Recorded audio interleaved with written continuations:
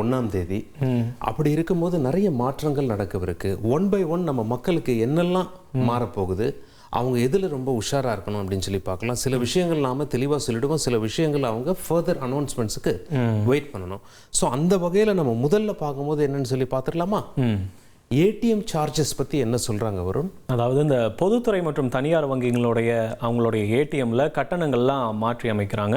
இலவச பரிவர்த்தனை வரம்பிற்கு மேலே பணம் எடுப்பதோ இல்லை பேலன்ஸ் செக் பண்ணுறதோ இனி இதெல்லாம் ஒரு கூடுதல் செலவை ஏற்படுத்துறதுக்கான வாய்ப்பு இருக்குது. ஓகே, அதே போல் சிலிண்டர், பெட்ரோல், டீசல் விலை அதாவது அடுத்த கட்டத்துக்கு போக வாய்ப்பு இருக்கிறதா சொல்கிறாங்க. பெட்ரோல், டீசல் சொல்லவே தேவையில்லை, ரெகுலராக விலை ஏறிக்கிட்டே தான் வருது, பல முறை ஏறி போச்சு. ஸோ அந்த வகையில் 1ஆம் தேதியும் அதாவது சர்வதேச சந்தை நிலவரத்துக்கு ஏற்ப மாறும்னு சொல்கிறாங்க. மாறுனாலே மக்களோட அச்சம் உயரதானே போகுது அப்படிங்கிற ஒரு அச்சம் இருக்கு. இந்த மாதிரியான விலைகள்லாம் உயர்ந்தது அப்படின்னா அத்தியாவசிய பொருட்களோட விலையும் உயர்ந்து விடும். அந்த வகையில் மாதத்தினுடைய முதல் நாளே இந்த விலையெல்லாம் மாற்றி அமைக்கப்பட இருக்கிறது. இதனால ஓகே, அதை தொடர்ந்து தலைமை செயலகத்தில் பணிபுரியக்கூடிய அனைத்து ஊழியர்களுக்குமே பயோமெட்ரிக் இந்த வருகை பதிவேடு கட்டாயமாகுது. ஜூன் 1 இருந்து தலைமை செயலக வரலாற்றிலேயே இந்த பயோமெட்ரிக் வருகை பதிவு கட்டாயமாக்கப்படுவது இதுதான் ஃபர்ஸ்ட் டைமும் கூட. ஓகே, அதே போல பாருங்க, யூபிஐ நம்ம இந்த ஆன்லைன் பண பரிவர்த்தனைலாம் பண்றோம்ல, மெயினாக அந்த யூபிஐ ஆப்ஸ் யூஸ் பண்ணி பண்றோம். பல பேர் நமக்கு வேண்டிய பேரெல்லாம் சேவ் பண்ணி வச்சிருப்போம். பட் ஆஸ் பர் ரூல் என்ன அப்படின்னா, உண்மையான பெயர் இனி திரையில் காண்பிக்கப்படும் அப்படிங்கிற மாதிரி சொல்லியிருக்காங்க ஜூன் 1ஆம் தேதியில்.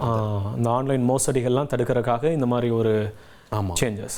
இது மட்டும் இல்லாமல் மாருதி சுசுகி நிறுவனத்தை தொடர்ந்து ஹூண்டாய் நிறுவனமும் கூட தங்களுடைய முன்னணி கார் மாடல்களுடைய விலையை உயர்த்துறாங்க. ஆட்டோமொபைலில் மூலப்பொருட்களோட உற்பத்தி செலவு அதிகரிப்பு எதிரொலியால் இந்த கார்களினுடைய விலை ஏற்றத்தை காணுது.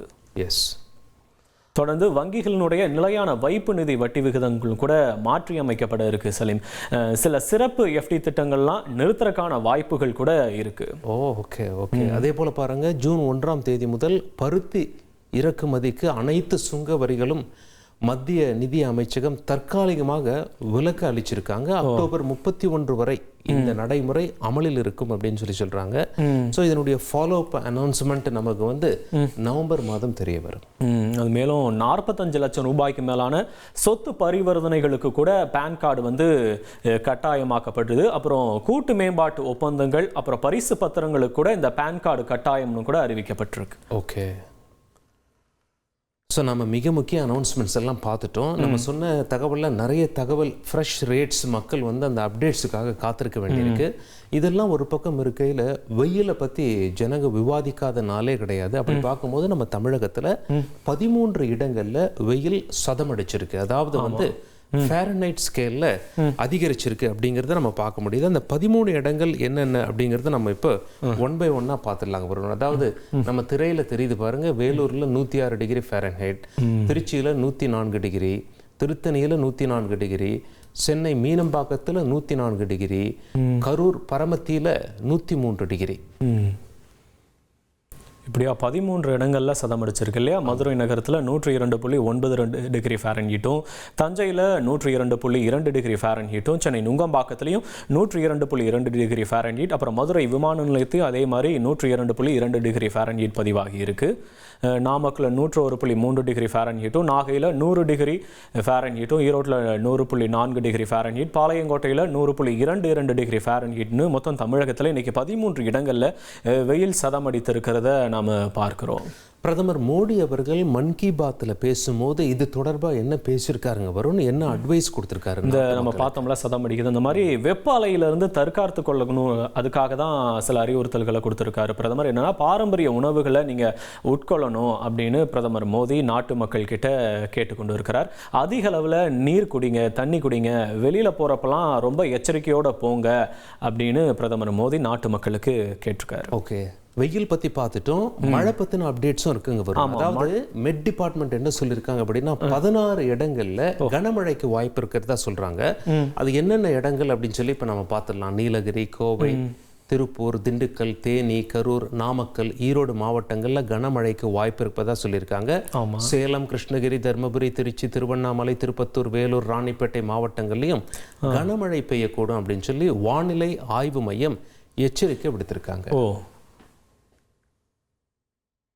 இப்போ கோடை விடுமுறையெல்லாம் முடிஞ்சிருச்சு. ஊருக்கு போனவங்களாம் சொந்த ஊருக்குலேருந்து திரும்புகிறனால நெல்லை ரயில் நிலையத்தில் ரொம்பவே பயணிகளுடைய கூட்டம் அதிகரித்து காணப்பட்டு இருக்குது. குறிப்பாக இந்த அந்தியோதயா எக்ஸ்பிரஸ் பதிவில்லாத ரிசர்வேஷனுடைய அன்ரிசர்வ் ரயிலில் சென்னை வரக்காக ஏராளமான மக்கள் வந்து குவிந்திருக்கிறாங்க. சலீம், அந்த காட்சியில் நம்ம பார்த்தலாமா? ஷூர்.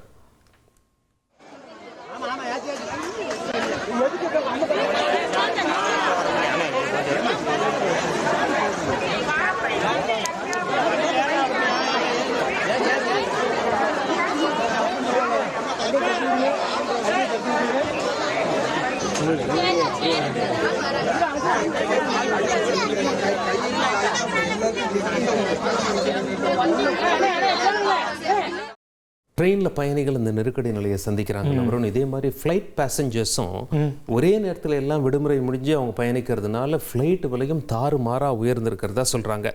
உதாரணத்துக்கு பாருங்க, மதுரையிலேருந்து சென்னை வரக்கூடிய ஃப்ளைட்டு சுமார் 17,000 ரூபாய்க்கு டிக்கெட் விற்கப்படுதான். தூத்துக்குடி டு சென்னை 17,000 ரூபாய்க்கு டிக்கெட் விற்கப்படுதான். திருச்சி சென்னை ரூபாய் 14,000, அதே மாதிரி கோவை சென்னை 16,000, சேலம் சென்னை 5,000, திருவனந்தபுரம் சென்னை 13,000த்திற்கு விற்கப்படுவதாக தகவல்கள் வெளியாக்கி அதிர்ச்சி அடைய வச்சிருக்கு. முதலமைச்சர் விஜய் திருச்சிக்கு போறாரு இல்லையா? அந்த முதலமைச்சர் விஜய் பங்கேற்கக்கூடிய அந்த மக்கள் சந்திப்பு நிகழ்ச்சியில QR குறியீடோட நுழைவு சீட்டு இருப்பவங்களுக்கு மட்டும்தான் அனுமதி அப்படின்னு சொல்லியிருக்காங்க. அது மட்டும் இல்லாமல் 5,000 பேர் மட்டுமே இந்த நிகழ்ச்சியில கலந்து கொள்ள அனுமதிக்கப்படுவாங்கன்னு கூட அறிவுறுத்தப்பட்டிருக்கு. சலி, ரைட். ஏற்கனவே இந்த பிரச்சார களத்தில் இருக்கும் போதும் இந்த QR கோடு தாவேக்காவிற்கு மிகப்பெரிய அளவில் கை கொடுத்தது அந்த கிரவுட் கண்ட்ரோல் பண்றதுக்கு. அதே பாணியில் இப்போ அரசு நிகழ்ச்சிகள்லையும் பின்பற்றி இருக்கிறது பேசும் பொருளாக இருக்கு. ஓகே, இது ஒரு பக்கம் இருக்கையில் முதலமைச்சர் விஜய் அவர்கள் திருச்சி செல்லும் நிலையில் ட்ரோன்கள் பறக்க தடை விதிக்கப்பட்டுள்ளது. தடையை மீறி ட்ரோன்கள் பறக்க விட்டால் கடும் நடவடிக்கை எடுக்கப்படும் அப்படின்னு சொல்லியும் சொல்லப்பட்டிருக்கிறது. நம்ம அரசு நிகழ்ச்சி அப்படின்னு சொல்லி குறிப்பிட்டோம். பட் அது தனியார் கட்சி நிகழ்ச்சி அல்லது தாவேக்காவினுடைய கட்சி நிகழ்ச்சியா அல்லது அரசு நிகழ்ச்சியா அப்படிங்கிறது இன்னும் தெளிவாகல. அரசு நிகழ்ச்சியா இருக்க வாய்ப்பு இல்லை. ஏன்னா அந்த தொகுதியில வென்றதற்காக அந்த தொகுதி மக்களுக்கு நன்றி சொல்ல போறார் முதலமைச்சர். ஸோ அந்த வகையில் அவங்க QR கூட மேபி இன்னும் கூட அதை கண்டினியூ பண்ணால் இது ஒரு சிறந்த ஃபார்முலாவாக இருக்குது. ஏன்னா அதாவது முதலமைச்சர் விஜய் அவர்களை பார்க்கறதுக்கு க்ரௌடு அலமோதுறாங்க. முதலமைச்சர் ஆனதும் இன்னும் அதிகமான க்ரௌடு வரும் அப்படிங்கிற காரணத்தினால மேபி அந்த ஸ்ட்ராட்டஜியை அவங்க ஃபாலோ பண்ணியிருக்கலாம். இந்த நிலையில் தான் திருச்சி மாவட்ட ஆட்சியர் அலுவலகத்திற்கு வெடிகுண்டு மிரட்டல் கூட விடுக்கப்பட்டிருந்தது. சலீம், மின்னஞ்சல் மூலமாக மிரட்டல் விடுத்த வந்த நிலையில் மோப்பநாய் உதவியோட வெடிகுண்டு நிபுணர்கள்லாம் சோதனை கூட நடத்தியிருந்தாங்க. முதலமைச்சர் விஜய் திருச்சி செல்லக்கூடிய நிலையில் மாவட்ட ஆட்சியருக்கு மின்னஞ்சல் மூலமாக வெடிகுண்டு மிரட்டல் விடுக்கப்பட்ட சம்பவம் வந்து ரொம்பவே பரபரப்பை ஏற்படுத்தி இருந்தது. ஓகே, CBSEல கொஞ்சம் அப்டேட்ஸ் இருக்குங்க வரும். அதாவது CBSEனுடைய கணினி வழி விடைத்தாள் மதிப்பீடு முறையில் இருந்த தொழில்நுட்ப மற்றும் பாதுகாப்பு குறைபாடுகள் முழுமையாக சரி செய்யப்பட்டு விட்டதாக CBSE அறிவிச்சிருக்காங்க. அரசின் பல்வேறு துறைகள் மற்றும் IIT சார்ந்த சைபர் கிரைம் பாதுகாப்பு எக்ஸ்பர்ட்ஸ் இன்னும் ஏதேனும் குறைபாடுகள் இருக்கிறதா அப்படின்னு சொல்லி தொடர்ந்து கண்காணித்து வருவதாகவும் CBSE தரப்புல தகவல் சொல்லியிருக்காங்க. அவங்களுக்கு இது ஒரு மிகப்பெரிய செட்பேக்காக அமைஞ்சு போச்சு. ஒரு மிகப்பெரிய புது இனிஷியேட்டிவ்ஸ் எடுத்தாங்க. மார்க் ஷீட் எல்லாம் ஆன்லைனில் எவாலுவேட் பண்ணுறதுக்காக மதிப்பீடு OSM அப்படின்ற முறையை கொண்டு வந்தாங்க. கொண்டு வந்த முதல் ஆண்டிலே பல்வேறு சிக்கல்களை சந்திச்சிருந்தது. இதெல்லாம் சரி செய்யப்பட்டுருச்சு அப்படின்னு CBSE தரப்பில் தெரிவிக்கப்பட்டிருக்கு. மாணவர்களுக்கு ஒரு நல்ல செய்தி. ஒரு சென்னை கோயம்பேட்டில் இருக்கக்கூடிய ஒரு தனியார் பாரில் டான்ஸ் ஆடுறதுல இரு தரப்பினருக்கிடையே தகராறு ஏற்பட்டுச்சு இல்லையா? இந்த தகராறில் பார்ல இருந்து இருசக்கர வாகனத்தில் போன இந்த இலங்கை தமிழ் பெண் மேல காரை ஏற்றி கொலை செஞ்சிருந்தாங்க. இந்த சம்பவம் வந்து ரொம்பவே அதிர்ச்சியை ஏற்படுத்தி இருந்தது. இந்த சம்பவத்தில், இந்த கொலை செய்யப்பட்ட சம்பவத்தில் 7 பேர் வந்து இப்போ வரைக்கும் கைது செய்யப்பட்டிருக்காங்க. காரை ஏற்றிய இளம் பெண் கொலை செய்ததை ஒப்புக்கொண்ட நிலையில் போலீசார் தொடர்பாக தீவிர விசாரணையும் நடத்திட்டு வராங்கல்ல சலீம்? ஆமாம், அந்த இளம்பெண்ணுடைய தாயார் கதறி அழுத காட்சிகள் மிகப்பெரிய உருக்கத்தை ஏற்படுத்தி இருக்கு. ஆமாம், அந்த காட்சிகளை நாம் இப்போ பார்த்துடலாம். என் பொண்ணுதான் என் உசுரை கொடுத்துருங்க. அல்ல தயவு செய்து அவனுக்கு என் கண் முன்னாடி தூக்கு தண்டனையே போய் கொடுத்துருங்க. அதுதான் நான் கேட்கறது. நான் யாரையும் நம்பல, நீங்க தூக்கு தண்டனை கொடுங்க. ஏண்டா ஐயோ என் புள்ள என்ன நினைச்சிச்சோ தெரியல. சாகும் போது என்ன நினைச்சிச்சோ தெரியல. அம்மாண்டு கத்திச்சோ இன்னொன்று தெரியலையே. என் புள்ள பொத்தி வளர்த்தேன். ஒரு வேலை கூடிய வீட்டில் செய்யப்பட மாட்டேன். என் பொண்ணு அப்படி பொத்தி வளர்த்தனே. அது வந்துருச்சு என் பொண்ணு. நான் எங்க போவேன்? உயிரை போய் யார்கிட்ட கேட்பேன்? இதில் நம்ம செய்தியாளர்கள்லாம் போலீஸ் வட்டாரத்தில் விசாரிச்சிருக்காங்க. அதில் என்ன சொல்லியிருக்காங்க, கைதானவங்க வாக்குமூலம் கொடுத்துருக்கிறதா செய்தியாளர் தகவல் சொல்கிறாங்க. அந்த வாக்குமூலத்தில் பப்பில் டான்ஸ் ஆடும்போது ஒருத்தருடைய இடுப்பில் கை பட்டுருச்சு, அது உள்ள சண்டை வந்தது, பிறகு வெளியேற்றிட்டாங்க, பிறகு வெளியே வந்தும் சண்டை வந்தது, அதுக்கு பிறகு இந்த சம்பவம் கொலை சம்பவம் அரங்கேறி இருக்கிறதாக வாக்குமூலம் கொடுத்ததாக செய்தியாளர் தகவல் பதிவு பண்ணியிருக்காங்க. அது மட்டும் இல்லாமல் அந்த காரில் ஃப்ளாக் இருந்ததாக சொல்கிறாங்க. வருண், அதை பற்றி என்ன செய்தி இருக்கு? இந்த கைதான சுமன்றார்ல அவருடைய மாமா முக்குளத்தோர் புலிப்படை கட்சியில் இருந்திருக்காராம். அதனால அவருடைய காரில் திமுக கொடிய பொறுத்து இருந்ததா கூட அவர் சொல்லி இருந்திருக்காரு. ஓகே. ஸோ இந்த ஃப்ளாகை எவ்வளோ மிஸ்யூஸ் பண்ணுறாங்க அப்படிங்கிறது இப்போ நமக்கு தெரிய வருது பாருங்க. அவர் ஏற்கனவே முன்னாடி ஒரு கட்சியில் இருந்திருக்காரு, பட் வேற கட்சியினுடைய கொடியை பயன்படுத்தியிருக்காரு. ஸோ பல பேர் இந்த கட்சியினுடைய கொடியை வச்சுக்கிட்டா அது ஒரு மிகப்பெரிய கெத்தாகவும் ஒரு அந்தஸ்தாகவும் பார்க்குறாங்க. பட்டு போலீஸ் இதில் எவ்வளோ ஸ்ட்ரிக்டாக இருக்கணும் அப்படிங்கிறது, கட்சி கொடி இருந்தால் கூட அந்த வாகனத்தை எவ்வளோ ஸ்க்ரூட்டினைஸ் பண்ணணும், யார் என்ன அப்படிங்கிற மாதிரி பொதுமக்கள் கோரிக்கை வச்சுருக்காங்க. இந்த சம்மந்தப்பட்ட பாருக்கு சீல் கூட வச்சிட்டாங்க சலீம். மதுவிலக்கு ஆயத்தீர்வை சீல் வச்சு ஒரு அதிரடி நடவடிக்கையும் எடுத்திருக்காங்க. ஓகே. தொடர்ந்து அமைச்சர் ஆதவ் அர்ஜுனா இந்த போதை பழக்கம் தொடர்பாக செய்தியாளர்களை சந்தித்தார். அதில் என்ன சொல்லியிருந்தார்னா, இளைஞர்கள் கிட்ட இந்த போதை பழக்கம் இருப்பதால் தான் பெண்களுக்கு அவர்களுக்கு பாதுகாப்புக்கான அச்சுறுத்தல் ஏற்பட்டிருக்கு அப்படின்னு அமைச்சர் ஆதவ் அர்ஜுனா சொல்லியிருக்காரு. அது மட்டும் இல்லாமல் விளையாட்டில் கவனம் செலுத்த முடியாததால் தான் இந்த இளைஞர்கள்லாம் போதையை நோக்கி போகிறாங்க. விளையாட்டு மைதானங்கள்லாம் சீரமைக்க முதலமைச்சர் விஜய் அட்வைஸ் பண்ணியிருக்காரு அப்படின்னு கூட அமைச்சர் ஆதவ் அர்ஜுனா சொல்லியிருக்காரு. அவர் பேசின காட்சிகளையும் நம்ம பார்த்துடலாம். விளையாடணும்னு நினைக்கக்கூடிய இளைஞர்கள் கிரவுண்டும் அதுக்கான லைட் ஃபெசிலிட்டியும் இல்லாத பொழுது இளைஞர்களுக்கு தன்னுடைய டைமை விளையாட்டுல கவனம் செலுத்தாத பொழுது ட்ரக்ஸ் கல்ச்சருக்கும் லிக்கர் கல்ச்சருக்கும் அடிக்ஷன் ஆறாங்க. அதனால விளையாட்டுத்துறையை எல்லா இடத்துலையும் எங்கெங்கெல்லாம் கிரவுண்ட்ஸ் இருக்கோ அங்கெல்லாம் மக்களுடைய பயன்பாட்டிற்கு உடனடியாக கொண்டு வரணும்னு மாண்புமிகு முதலமைச்சர் அவர்கள் உத்தரவிட்டிருக்காரு. அமைச்சர் திரு வன்னியரசு என்ன சொல்லியிருக்கார் அப்படின்னா, தமிழ்நாட்டை காவிமயமாக்க ஆளுநர் மாளிகையை RSS மாளிகையாக மாற்ற முயற்சி செய்வதாக அமைச்சர் வன்னியரசு குற்றம் சுமத்தியிருக்காரு. சனாதனத்தின் அடையாளமாக மாற்ற முயற்சி செய்வதாகவும் அது வீண் வேலை தமிழ்நாட்டில் நடக்காது என்றும் அவர் கூறியுள்ளார். அவர் என்ன பேசியிருக்காருன்னு இப்ப பார்த்துடலாங்க. ஓகே. கடந்த முறை இருந்த ஆளுநர் RN ரவி அவர்கள் தொடர்ந்து இந்த முயற்சியை செஞ்சிட்டு இருக்கிறாங்க. இந்த தமிழ்நாட்டை காவிமயப்படுத்துவதற்கு ஆளுநர் மாளிகை ஒரு RSS மாளிகையாக மாற்ற முயற்சி செய்கிறார்கள். சனாதனத்தினுடைய அடையாளமாக அவர் மாற்ற முயற்சி செய்கிறார்கள். ஆனால் இது ஒருபோதும் நடக்காது. ஏன் இதை நம்ம சொல்றோம்னா, இப்போ இருக்கிற அர்லேகர் ஒரு RSS-காரர் தான் எல்லாருக்குமே தெரியும். RN ரவியும் RSS-காரர் தான். அவர்கள் இதை முனைய முயற்சி செய்கிறார்கள், நிறுவ முயற்சி செய்கிறார்கள். இது வன்மையான கண்டனத்துக்குரியது. பிரேமலதா விஜயகாந்த் அவர்கள் என்ன சொல்லியிருக்காங்க அப்படின்னா, கூட்டணி தர்மத்திற்காக தான் நான் தாவேகாவுடன் செல்லாமல் திமுகவுடன் தொடர்வதாக சொல்லியிருக்கார். அது மட்டும் இல்லாமல் நான் மட்டும் ஒரு வார்த்தை சொல்லியிருந்தா துணை முதலமைச்சர் பதவி கிடைச்சிருக்கும், முதலமைச்சர் விஜய் அவர்களே வீட்டுக்கு அந்த துணை முதலமைச்சர் பதவியை கொடுத்துருப்பார் அப்படின்னு சொல்லியிருக்காங்க. அவங்க என்ன பேசியிருக்காங்கன்னு பார்த்துடலாமா? அவர் பார்த்துருவோம். ஏன் நம்ம நினைச்சிருந்தா விஜயை போய் பார்த்துருக்க என்னால் முடியாதா? என் கட்சிக்காரங்க என் கூட வந்திருக்க மாட்டீங்களா? சொல்லுங்க. அமைச்சருக்கு ஓடுறாங்க எல்லாம். அமைச்சர் என்ன ஒரு வார்த்தை நான் சொல்லியிருந்தா விஜயை வீடு தேடி துணை முதல்வரை கொடுத்துருப்பார். இதான் உண்மை. ஆனால் இதுக்கெல்லாம் ஆசைப்படுற கட்சி இல்லை தேமுதிக.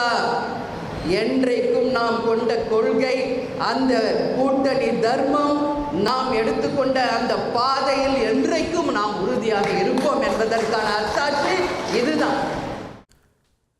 மேற்கொண்டு தொடர்ந்து பேசும்போது என்ன சொன்னாங்க அப்படின்னா, பேரத்திற்கும் பதவிக்கும் சோஃபாவிற்கும் ஆசைப்படாத ஒரே கட்சி தேமுதிக தான் அப்படின்னு பிரேமலதா விஜயகாந்த் அவர்கள் சொல்லியிருக்காங்க. யார் தீய சக்தி அப்படின்னு தாவேகா சொன்னாங்களோ அந்த தீய சக்தியின் ஆதரவோடு தான் தற்பொழுது ஆட்சி நடந்து வருவதாகவும் பிரேமலதா குற்றம் சாட்டியிருக்காங்க. ஒரு பதவிக்கோ ஒரு பணத்துக்கோ எதுக்கும், ஒரு சோஃபா செட்டுக்கோ ஒரு பொட்டிக்கோ எதுக்கும் ஆசைப்படாமல் நாம் பயணிக்கும் கூட்டணிக்கு விசுவாசமாக தர்மத்தோட நாம் கிடைத்த ஒரு சீட்டானாலும் உண்மையாக இருக்கின்ற கட்சி தேமுதிக. எல்லாரும் இன்னைக்கு மக்கள் பேசுவது எல்லாம் இந்த கூட்டணியில் இருந்தவர்களுடைய ஆதரவை பெற்றுதான் இன்னைக்கு ஆளுங்கட்சி ஆட்சியை தொடர்கிறது. யாரை தீய சக்தி என்று சொன்னார்களோ அந்த தீய சக்தியினுடைய ஆதரவோடு தான் இன்னைக்கு தூய சக்தி என்று சொன்னவர்கள் ஆட்சி அமைச்சிருக்காங்க. இதுவும் மக்கள் பார்த்துக்கிட்டு தான் இருக்காங்க. இங்கே யாரும் எதுவும் மறைக்க முடியாது, எல்லாம் வெட்ட வெளிச்சம். முன்னாள் பாஜக மாநில தலைவர் அண்ணாமலையோடைய பிறந்தநாள் வந்து ஜூன் 4ஆம் தேதி வருது. அதனை முன்னிட்டு அவர் வந்து ஒரு முக்கிய அறிவிப்பை வெளியிட போகிறதா ஒரு தகவல் வந்து தீயா பரவுது. அதுவும் இல்லாமல் புதிய கட்சியை தொடங்க இருப்பதாக கூட சொல்லப்படுது. இந்த நிலையில தான் கோவை மற்றும் மதுரையில் அவருக்கு ஆதரவாக போஸ்டர்கள்லாம் ஒட்டப்பட்டு இருப்பது வந்து இப்போ ரொம்பவே கவனத்தை ஈர்த்திருக்கு சலீம். ஓகே.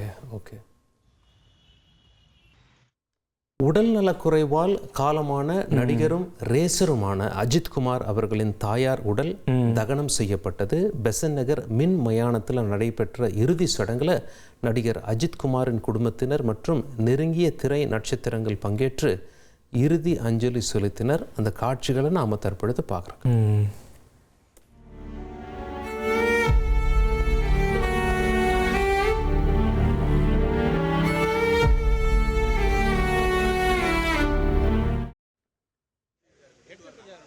பெசன்ட் நகர் மின் மயானத்தில் தமது தாயாரின் உடலை நடிகர் அஜித்குமார் சுமந்து சென்றார். அந்த காட்சிகளையும் நாம் இப்போ பார்க்கலாம்.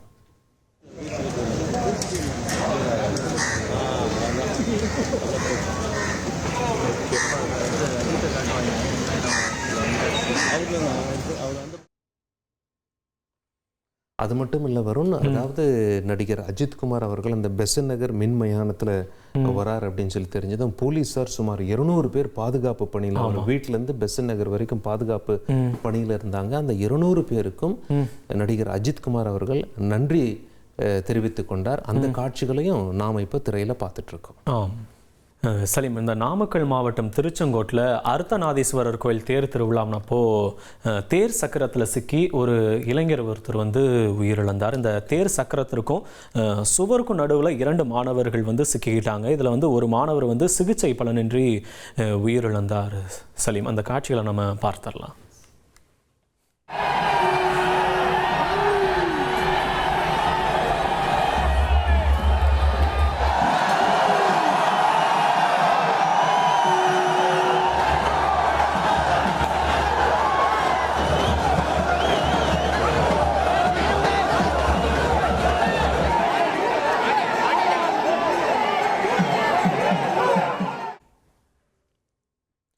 இந்த சக்கரத்தில் சிக்கி உயிரிழந்த அந்த கல்லூரி மாணவருடைய குடும்பத்திற்கு வந்து முதலமைச்சர் விஜய் வந்து 5 லட்சம் ரூபாய் வந்து நிதியுதவியை அறிவிச்சிருக்காரு. அது மட்டும் இல்லாமல் காயங்களோட மருத்துவமனையில் அனுமதிக்கப்பட்டிருக்காருல அந்த மற்றொரு மாணவருக்கு அவருக்கு வந்து சிறப்பு சிகிச்சை அளிக்கணும்னு கூட ஒரு உத்தரவை கூட முதலமைச்சர் விஜய் வந்து பிறப்பித்திருக்கிறார். சலீம், மதுரையில் ஒரு அப்டேட் இருக்குங்க வருண். மதுரை திருமங்கலத்தில் 13 வயது சிறுமி கூட்டு பாலியல் வன்கொடுமை செய்யப்பட்ட அந்த வழக்கில் 4 சிறுவர்களை போக்சோ சட்டத்தில் கைது செய்து போலீஸார் விசாரணை நடத்தி வராங்க. இதே மாதிரி சென்னையிலையும் ஒரு சம்பவம் நடந்துச்சுல, அதை பற்றியும் சொல்லுங்களேன். ஆமாம், சென்னை மெரினா கடற்கரையில் பாருங்க, குதிரை சவாரி செஞ்ச 6 வயசு சிறுமியை இருட்டான பகுதிக்குள் அழைத்து சென்று பாலியல் தொல்லை அளித்ததாக ஒரு புகார் வந்தது போலீஸ்க்கு. குதிரை ஓட்டும் சிறுவனை தாக்கிய பொதுமக்கள் காவல் நிலையத்தில் ஒப்படைச்ச நிலையில போக்சோ சட்டத்தில் அந்த சிறுவனை கைது பண்ணியிருக்காங்க. தூத்துக்குடியில் ஒரு சம்பவம் என்னன்னா, திருச்செந்தூர் பக்கத்தில் பெண் காவலருக்கு காவல் ஆய்வாளரே பாலியல் தொல்லையை கொடுத்திருந்ததா ஒரு கம்ப்ளைண்ட்டு. இதை தட்டி கேட்க வந்த அந்த கணவருடைய நெஞ்சில் துப்பாக்கியை வச்சு சுற்றுவேன் அப்படின்னு கூட மிரட்டினதா கூட ஒரு குற்றச்சாட்டை முன் வச்சிருக்காங்க. சலீம், இது தொடர்பாக அந்த இன்ஸ்பெக்டர் வந்து ஒரு எக்ஸ்பிளனேஷன் வீடியோ கூட வெளியிட்டு இருந்தார். அந்த காட்சிகளை கூட நம்ம இப்போ பார்க்கலாம்னு நினைக்கிறேன். ஓகே, எல்லாருக்கும் வணக்கம். நான் வந்து திலீபன். ஸோ என்னுடைய நிலைப்பாடை நான் சொல்கிறதுக்காக தான் என்னுடைய இன்ஸ்டாகிராம் எடுத்திருக்கிறேன். ஸோ அதிகாரிகள் யாரும் வருத்தப்பட வேண்டாம்.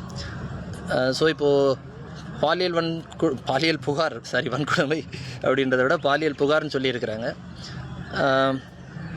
பர்டிகுலராக என்னுடைய ஸ்டேஷனில் ஒரு 6-7 பொம்பளை பிள்ளைங்க இருக்கிறாங்க. நல்லா வேலை பார்க்கக்கூடியவங்க மட்டும்தான் இருக்கிறாங்க. எந்த ஒரு பிள்ளைகளுக்குமே நான் வந்து வேலை செய்யலைன்னு கொஞ்சம் ஹார்ஷாக பேசுவேனே தவிர மற்றபடி அவங்கள மென்டல் டார்ச்சரோ அகனியோ ஏற்படுத்துகிற மாதிரி அவங்கள இது பண்ண மாட்டேன். இன்றைக்கி கூட ஏதாவது ப்ராக்ரஸ் இல்லைன்னா திட்டுவேனே தவிர மறுநாளே வந்து சரி ஒன்றும் இல்லை பாப்பா பார்த்துக்கலாம் அப்படி பேசக்கூடிய டைப். என் பிள்ளைங்கன்னு சொல்லி தான் பேசுவேன். இது என்னுடைய ரோல் காலில் என்னுடைய ஸ்டேஷனில் இருக்கக்கூடிய 66 போலீஸை கேட்டாலும் தெரியும். நான் ஒவ்வொரு பொம்பளை பிள்ளைங்களும் என் பிள்ளைங்கன்னு சொல்லுவேன். என்னை விட வயசு அதிகமாக இருக்கிற பொம்பளை போலீஸே அது என் பிள்ளை அப்படின்னு தான் நான் சொல்லுவேன். ஸோ இந்த மாதிரி ஒரு புகார் என் மேலே வந்திருக்காது அப்படின்றத நான் 100% நம்புகிறேன். என் ஸ்டேஷனில் இருக்கக்கூடிய பிள்ளைகள் என் மேலே அப்படி ஒரு புகாரை கொடுத்துருக்க வாய்ப்பில்லை. அப்படி கொடுத்துருந்தாலும் தமிழ்நாடு காவல்துறையில் CUG நம்பரில் எனக்கு தெரிஞ்சு வாட்ஸ்அப் வச்சுட்ருக்கிறது ஒரு சிலரில் நானும் ஒருத்தன். என்னுடைய மொபைல் என்னுடைய அதிகாரிகள் எப்போ கேட்கும்போது நான் கொடுக்கறதுக்கு தயாராக இருக்கிறேன். ஆனால் என்னுடைய புகைப்படத்தை போட்டு இப்படி வேகமாக இப்படி ஒரு செய்தியை பரப்பணும் அப்படின்றது அவசியம் இல்லை. அப்படி தாராளமாக ஒரு புகார் இருக்குது அப்படின்ற பட்சத்தில் தாராளமாக வழக்கு பதிவு செய்யலாம்.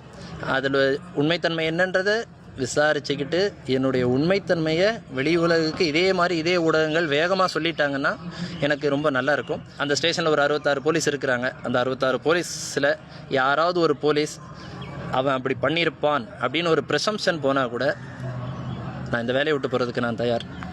என்னுடைய ஊர் மக்கள் அப்படி ஒருத்தர் எங்கள் ஐயா இப்படின்னு சொல்லிட்டாங்கன்னா கூட நான் இந்த வேலையை மொத்தமாக ரிசைன் பண்ணிடுவேன்.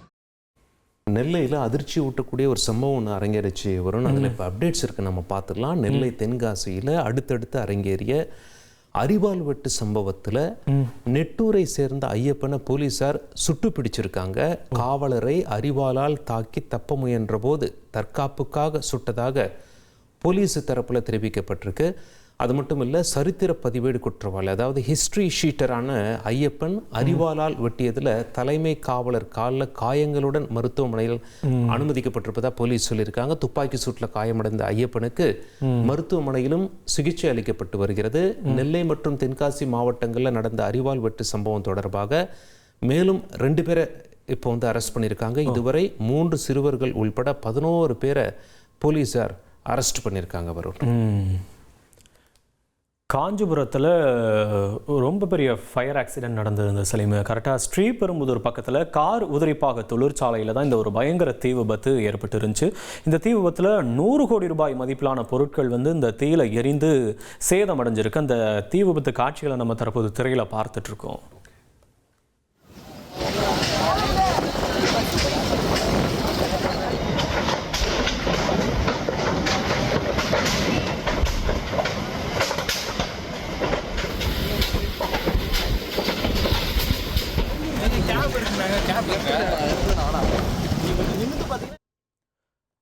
இந்த தீயோடைய கோர தாண்டவத்தை நம்ம பார்த்தோம். இதனால 8 ஏக்கர் வளாகம் வந்து தரைமட்டமாகி இருக்கு. மொத்தம் 15 தீயணைப்பு வாகனங்களில் அந்த வீரர்கள் வந்து போராடி இந்த தீயை அணைச்சிருக்காங்க. சலீம்,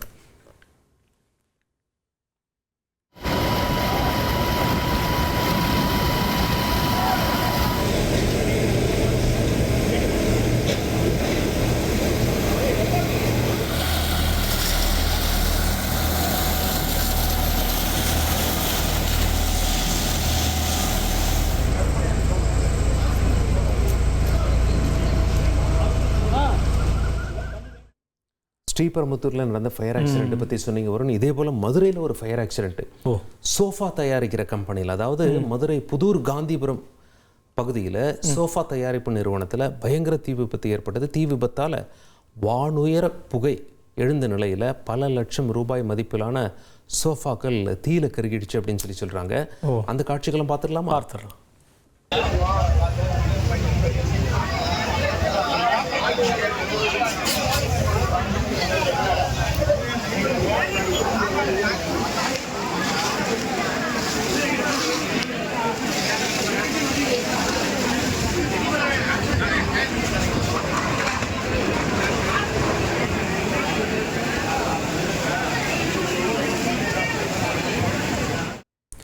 கோவையில் இந்த 10 வயது சிறுமி பாலியல் வன்கொடுமை வழக்கில் கைதான கார்த்தி இருக்கார்ல, அவர் வந்து சிறையில் சக கைதிகளால் தாக்கப்பட்டிருந்தார். இந்த சம்பவத்தில் வந்து தற்போது 5 கைதிகள் மேலே வந்து 4 பிரிவுகளின் கீழே போலீஸார் வழக்கு பதிவு செய்திருக்காங்க. சலீம், இந்த அப்டேட், இந்த கேஸில் இது ஒரு அப்டேட். இப்போ ஓகே, மயிலாடுதுறையில் ஒரு அதிர்ச்சி சம்பவம். அதாவது ஒரே குடும்பத்தை சேர்ந்த 3 பேருக்கு அருவாள் வெட்டு விழுந்திருக்கு. அந்த வெட்டப்பட்ட சம்பவம் மிகப்பெரிய அதிர்ச்சியை ஏற்படுத்தியிருக்கு. காயமடைந்தவர்கள் மருத்துவமனையில் அனுமதிக்கப்பட்ட நிலையில தாக்குதல் நடத்தியவர் காவல் நிலையத்தில் அவரே போய் சரணடைகிறதா தகவல் வெளியாயிருக்கு. அந்த காட்சிகளையும் நாம தற்பொழுது பார்த்துட்டு இருக்கோம். இந்த செக்மெண்ட்ல ஃபர்ஸ்ட் நியூஸ் என்னன்னு பார்க்கணும்னா, திருப்பதி ஏழுமலையான் கோயிலில் விசிக தலைவர் திருமாவளவன் சுவாமி தரிசனம் பண்ணியிருக்காரு. அது மட்டும் இல்லாமல் நாடு முழுவதும் ஆய்வு கூட்டங்களை முடிச்சுட்டு திருமலைக்கு வந்த நாடாளுமன்ற பாதுகாப்பு நிலைக்குழு உறுப்பினர்களுக்கு தேவஸ்தானம் சார்பில் பிரசாதம்லாம் வழங்கி கௌரவிக்கப்பட்டிருக்கு. சலீம்.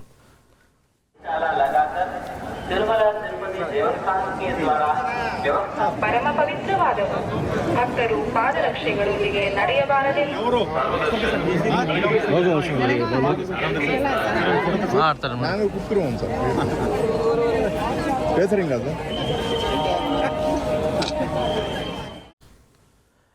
தொடர்ந்து ராமேஸ்வரம் ராமநாத சுவாமி கோயிலில் தயாரிப்பு தேதி குறிப்பிடாமல் பிரசாதம் விற்பனை செய்யப்பட்டதா ஒரு புகாரை பக்தர்கள் முன் வச்சிருக்காங்க. இது தொடர்பாக உணவு பாதுகாப்புத்துறையினர் ஆய்வு பண்ணி உரிய நடவடிக்கை எடுக்கணும்னு கூட பக்தர்கள் கோரிக்கையை முன் வச்சிருக்காங்க. திருவண்ணாமலை மாவட்டத்தின் 25வது மாவட்ட ஆட்சியராக வந்தனா கார்க் பொறுப்பேற்றார். மாவட்ட வளர்ச்சி, கல்வி, சுகாதாரம் மற்றும் பொதுமக்கள் குறைகளை உடனுக்குடன் தீர்ப்பதற்கு முன்னுரிமை அளிக்கப்படும் அப்படின்னு சொல்லி அவர் சொல்லியிருக்கார். இதற்கிடையே பொறுப்பை ஒப்படைக்க வந்த முன்னாள் ஆட்சியர் அவர்களிடம் நீங்கள் யார் என வந்தனா கார்க் கேட்டார். இன்ஃபேக்ட் இது ஒரு பெரிய சிரிப்பலை ஏற்படுத்திச்சு. இவங்க புதுசாக சார்ஜ் எடுக்க வந்திருக்காங்க. ஏற்கனவே இருக்க district collector, out going collector, அவர் பொக்கே கொடுக்கறதுக்கு ரெடியாக இருக்காரு. அவர் இவங்களுக்கு கிரீட் பண்றாரு. இவங்க நீங்க யாரு, உங்களை பார்த்த மாதிரி இருக்கு, நான் தாங்க கலெக்டருங்கிறாரு. அந்த வீடியோ பார்த்துடலாமா? பார்த்துடலாம்.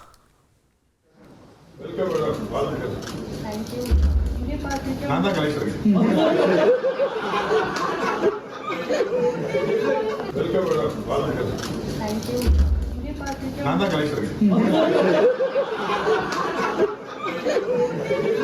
பொதுமக்கள் இணைந்து and public welfare point of வியூவில் யார் யார் திங்க் பண்ணுறாங்களோ அவங்களோடைய இணைந்து இந்த மாவட்டத்தில் எவ்வளோ எஃபர்ட்ஸ் போட்டுட்டு என்னுடைய ஃபுல் டெடிக்கேஷனில் நான் ஒரு நல்ல சேஞ்சஸ் கொண்டு வரதுக்கு ட்ரை பண்ணுவேன்.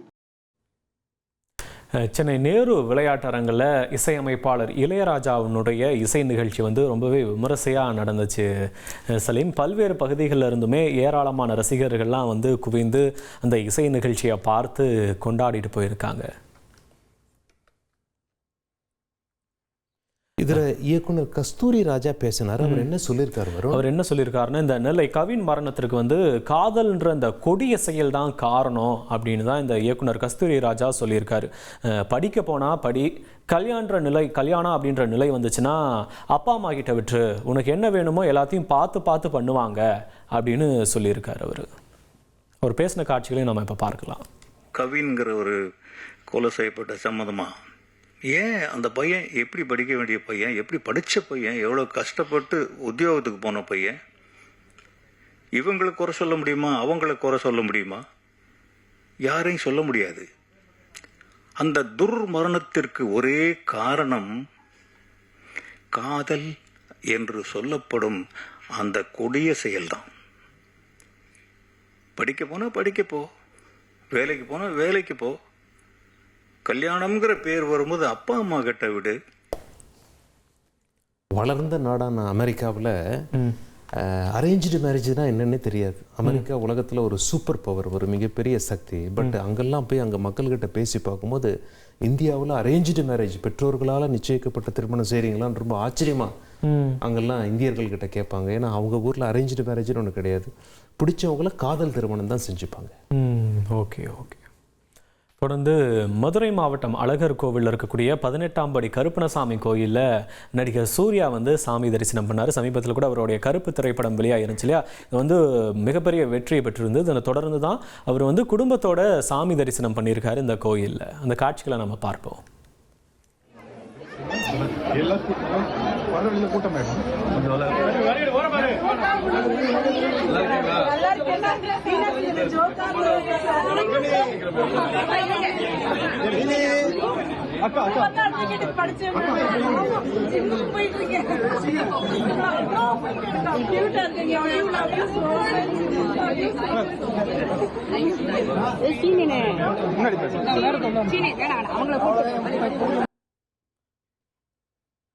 கருப்பு பட வெற்றியை தொடர்ந்து இசையமைப்பாளர் சாய் அபயன்கர் கூட நடிகர் சூர்யா வந்து விலை உயர்ந்த காரை கிஃப்ட் பண்ணியிருக்காரு சலீம். இதே மாதிரி ஒளிப்பதிவாளர் ஜி.கே. விஷ்ணுவுக்கும் கூட Mahindra B6 Batman edition car இருக்குல்ல, அதை கூட அவர் வந்து கிஃப்ட் பண்ணியிருக்காரு 2 பேருக்கும்.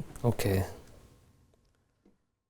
அறந்தாங்கியில் ஒரு அதிர்ச்சிகரமான அப்டேட் இருக்கு வருண். அதாவது புதுக்கோட்டை மாவட்டம் அறந்தாங்கி அருகே ஆயுதங்களுடன் இளைஞர்கள் ரகளையில் ஈடுபட்ட சம்பவம் அதிர்ச்சியை ஏற்படுத்தியிருக்கு. முன்விரோதம் காரணமாக மோதல் ஏற்பட்டதாக கூறப்படும் நிலையில போலீசார் விசாரணை நடத்தி வராங்க.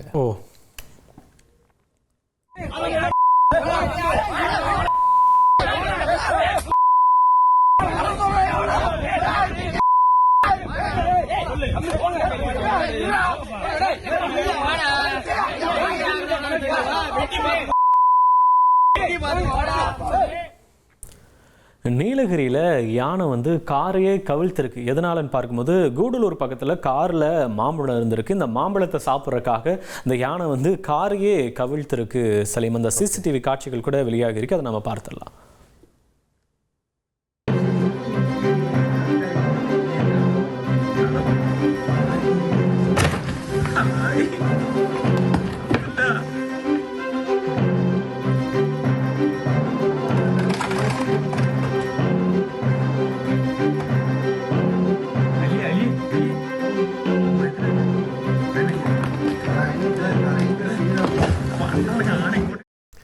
ஹரியானா மாநிலத்தில் ராம்கர் DRDO தளத்தில் அதிநவீன உயர் ரக வெடிகுண்டு சோதனை வெற்றிகரமாக நடத்தப்பட்டிருக்குங்க வருண்.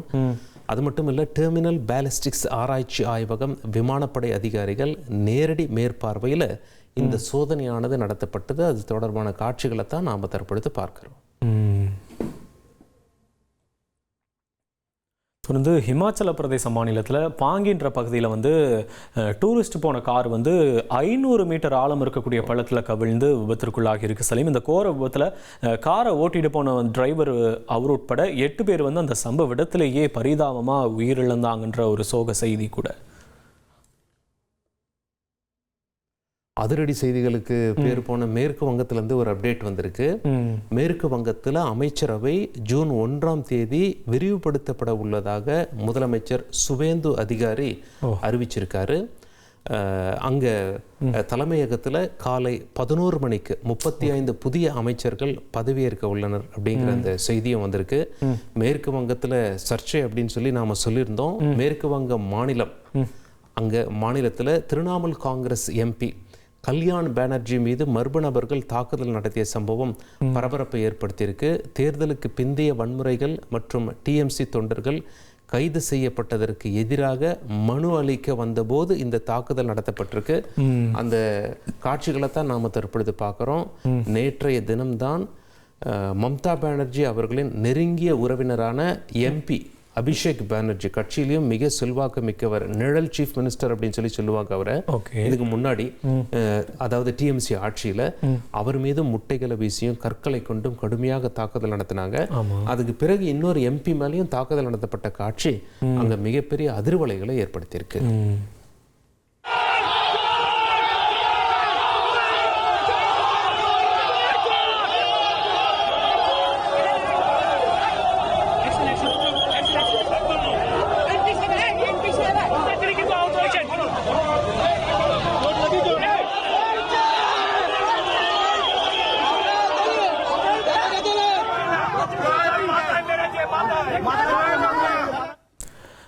குஜராத்தில் ரயில்வே மேம்பாலம் வந்து இடிஞ்சு விழுந்திருக்கு சலீம். கரெக்டாக ஆனந்த் மாவட்டத்தில் கட்டுமான பணியில் இருந்திருக்கு இந்த ரயில்வே மேம்பாலம். இந்த நிலையில தான் அது வந்து இடிந்து விழுந்திருக்கு. இதில் வந்து உயிர் சேதம் வந்து எதுவுமே ஏற்படாத நிலையில் கூட இந்த விபத்துக்கு தொடர்பாக உயர்மட்ட விசாரணை கூட உத்தரவிடப்பட்டு இருக்கு. ஓகே, அப்படியே பக்கத்தில் பஞ்சாப் மாநிலம் போனால் அங்கே ஒரு அப்டேட் இருக்குங்க வரும். பஞ்சாப் மாநிலத்தில் மொஹாலியில் பல்வேறு கோரிக்கைகளை வலியுறுத்தி முதலமைச்சர் பகவந்த் மான் இல்லம் நோக்கி அரசு ஊழியர்கள்லாம் பேரணி போனாங்க. ஓகே, தண்ணீரை பீச்சி அடித்து போராட்டக்காரர்களை போலீசார் கலைத்தனர். அந்த காட்சிகளை தான் நாம் இப்போ திரையில் பார்த்துட்டு இருக்கோம்.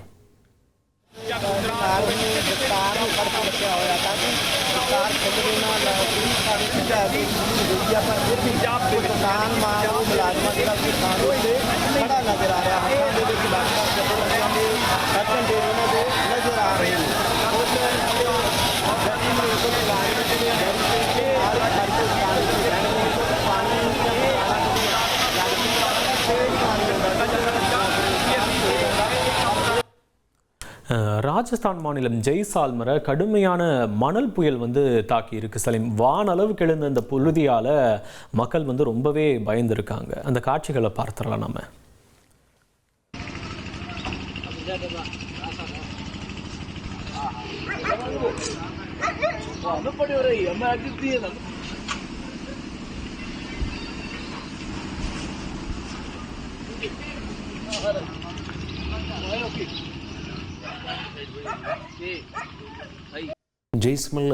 ஜெய்சல்மர் அப்படிங்கிற பகுதி வந்து தார் டெசர்ட், தார் பாலைவனத்தில் அமைஞ்சிருக்கக்கூடிய ஒரு இடம்.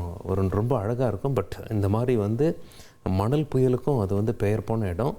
இந்த நேரத்தில் தான் அமெரிக்க அதிபருடைய மகள் டிஃபானி ட்ரம்ப் அவங்களும் அவங்களுடைய அமெரிக்க அதிபருடைய மருமகன் ஆகியோர் ராஜஸ்தான் வருகை தந்தாங்க. முக்கிய சுற்றுலா தலமான சோனார் கோட்டையை அவங்க இருவரும் நேரில் கண்டு ரசித்தாங்க. ஏற்கனவே தாஜ்மஹால் போயிட்டு வந்தாங்க. இப்போது ராஜஸ்தான் வந்திருக்காங்க. அந்த காட்சிகளை நாம் பார்க்கலாம்.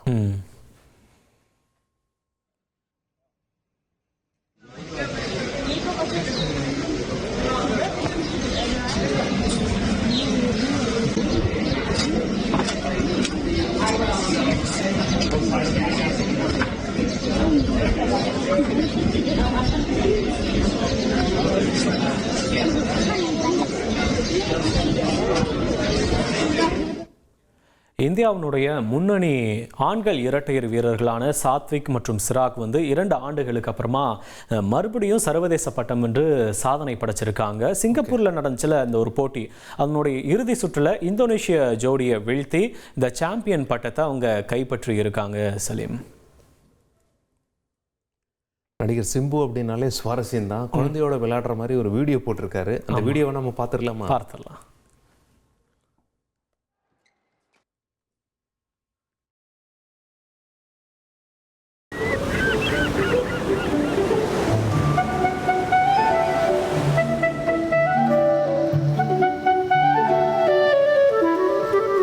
The small one. Wow. Wow. Very nice. Oh. Very nice. என்னடா ஆர்ப்பட்ட புள்ளடே தெரியல. எதையும் வாங்கிட்டு வந்து கூட கேட்டு. சலீம், கர்நாடகாவுடைய புதிய முதலமைச்சராக இருக்கக்கூடிய காங்கிரஸ் தலைவர் DK சிவகுமார் யார்? அப்புறம் கர்நாடகாவில் மட்டுமில்லை பிற மாநிலங்கள் கிட்ட கூட பாஜகவுக்கு செக்மேட்டாக இருக்கக்கூடிய அவரோட பின்னணி என்னன்னு நம்ம இப்போ டீட்டெயில்டாக பார்த்துடலாம். அரசியல்வாதிகளில் 3 ரகம். 1, அதிகாரத்தை பரம்பரையாகவே பெறுபவர்கள். 2வது, அதிகாரத்திற்காக காத்திருப்பவர்கள். 3வது, அதிகாரத்தை சாத்தியமாக்கும் அமைப்பை உருவாக்குறவங்க. இதில் DK சிவகுமார் 3வது ரகம். 40 ஆண்டுகளுக்கு மேலாக கர்நாடக அரசியல்ல கோலோச்சும் DK சிவகுமார் கர்நாடகாவிலும் காங்கிரசிலும் தன்னை தவிர்க்க முடியாத சக்தியாக உருவாக்கி கொண்டவர்.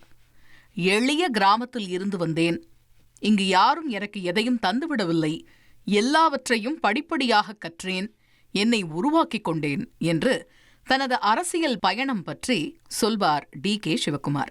அந்த வகையில் அரசியல் பயணத்தை கல்லூரியிலேயே கூர்மைப்படுத்தியவர். விவசாய குடும்பத்தில் பிறந்த DK சிவகுமார் காங்கிரஸில் அரசியல் பயணத்தை தொடங்கி 1987 பஞ்சாயத்து தலைவரானார். அப்போது ஆரம்பகட்ட அரசியல்ல யாருமே செய்ய துணியாததை செய்தார். 25 வயதில் முன்னாள் பிரதமர் தேவகவுடாவுக்கு எதிராக சாத்தனூரில் போட்டியிட்டார். தோல்வியே கிடைத்தது. ஆனால் சாத்தனூரை விட்டு அவரது மனம் விலகவில்லை. 1994 தேர்தலில் காங்கிரஸ் சீட் வழங்காத நிலையில் சுயேட்சையாக அங்கு களம் இறங்கி எம்எல்ஏ ஆனார். கர்நாடக மாநிலத்தில் மிக இளம் வயதில் அமைச்சரானவர் 1999 குமாரசாமியை தோற்கடித்தவர், தொடர்ந்து 8வது முறை தேர்தலில் வெற்றி பெற்றவர் என பல சாதனைகளுக்கு சொந்தக்காரர். தொழில்துறையிலும் கோலோச்சும் டி.கே. சிவகுமார் 2023 தேர்தலில் அவரது சொத்து மதிப்பு 1413 கோடி ரூபாய்க்கும் அதிகம் என குறிப்பிட்டிருந்தார். ஒரு விஷயத்தை கையில் எடுத்துவிட்டால் அதை அவ்வளவு எளிதாக விட்டுவிடாமல் வெற்றியை எட்டுவதில் விடாப்பிடியாக இருப்பவர் சிவகுமார். எல்லா மாநிலங்களிலும் விருதுகளை இழந்தவரும் காங்கிரசுக்கு தோள் கொடுக்கும் தளபதி சிவகுமார் என்றால் மிகையல்ல. தரையில் அமர்ந்து போராடுவதில் அடித்தட்டு தொண்டன். இன்றைய கர்நாடக அரசியல் களத்தில் காங்கிரசின் தளபதியாக முன்னிற்கிறார். இப்போது அல்ல, எப்போதுமே அவர்தான் தளபதி என சபாஷ் போடச் செய்வார். கர்நாடகம் மட்டுமல்ல, ராஜஸ்தான், மகாராஷ்டிரா, குஜராத் என பிற மாநில காங்கிரஸ் எம்எல்ஏக்களை காப்பாற்ற வேண்டும் என்றால் காங்கிரஸ் தலைமை அணுக வேண்டிய முகவரியாக இருக்கிறார். அந்த விஷயத்தில் பாஜக தலைவர் அமித்ஷாவின் செக்மேட் என்ற பெயருக்கும் சொந்தக்காரர். காங்கிரசின் ஆபத்பாந்தவராக இருக்கும் டி.கே. சிவகுமார் மக்கள் செல்வாக்கில் கனகபுராவில் அசைக்க முடியாத நம்பிக்கைக்குரியவராக இருக்கிறார். டி.கே. சிவகுமார் கர்நாடக அரசியலில் செல்வாக்கு கொண்ட ஒக்கலிக்கர்கள் சமூகத்தை சார்ந்தவர். ஒக்கலிக்கர்கள் அதிகம் வாழும் மைசூர், கர்நாடகாவில் 2023 தேர்தலில் வெற்றியை வசமாக்க அமித்ஷா அதி தீவிரம் காட்டினார். தேர்தலில் நெக் டு நெக் போட்டியில் பாஜகவுடன் மோதும் காங்கிரஸை தளபதியாக கரை சேர்ப்பாரா? டி.கே. சிவகுமார் என்னும் நான் என முதல்வர் அரியணையை ஏறுவாரா என்ற கேள்வியில் கர்நாடகாவில் 2023 தேர்தல் களம் அனல் தெரித்தது. அப்போது மைசூர், கர்நாடகாவில் குமாரசாமி கோட்டையை உடைத்து அமித்ஷா வியூகத்திற்கும் செக் வைத்தார்.